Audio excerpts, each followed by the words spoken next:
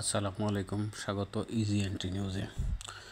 বিএনপির ভারপ্রাপ্ত chairman Tarique Rahman London থেকে ফিরে থাকবেন নিজের মায়ের নামে বরাদ্দ এবং এখান থেকেই তিনি দলীয় নেতাকর্মীদের দিক নির্দেশনা দিবেন এবং দল পরিচালনা করবেন।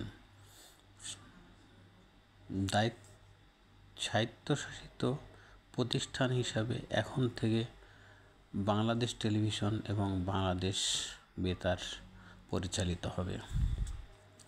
গণ অভ্যুত্থানের বর্ষপূর্তি 5 আগস্ট পালন উপলক্ষে বিএনপি কমিটি গঠন করেছে।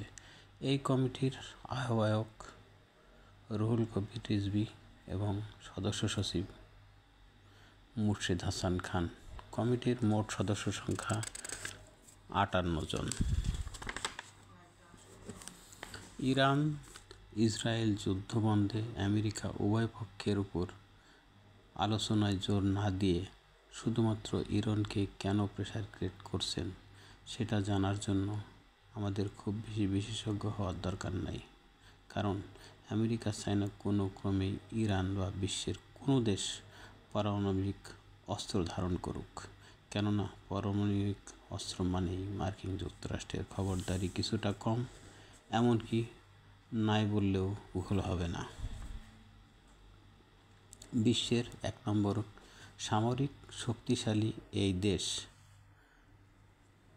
বিশ্বের মানচিত্রে দাদাগিরি দেখাতেই পছন্দ করে সবসময়। তাই অন্য কোনো দেশ পারমাণবিক শক্তিধর হোক সেটা সে চায় না। আমেরিকার প্রেসিডেন্ট ডোনাল্ড ট্রাম্প ইরানের সর্বোচ্চ ধর্মীয় নেতা আয়াতুল্লাহ আলী খোমেনিকে হত্যায় বাধা দিয়েছেন বলে বিশ্ব গণমাধ্যমের সংবাদ। কিন্তু কেন ট্রাম্প খোমেনিকে হত্যা করার সিদ্ধান্ত থেকে দূরে?